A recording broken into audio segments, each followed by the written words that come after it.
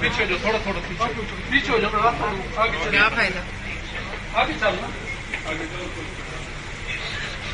आप इधर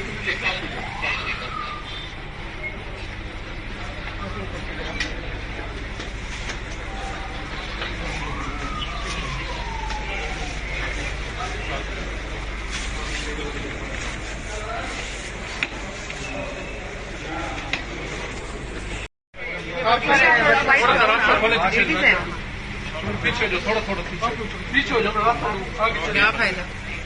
आगे चलना, आगे आप इधर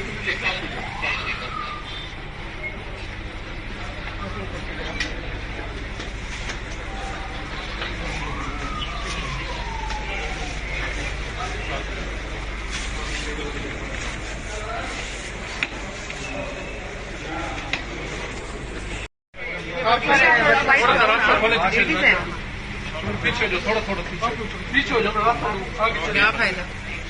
आगे चलना, आगे आप इधर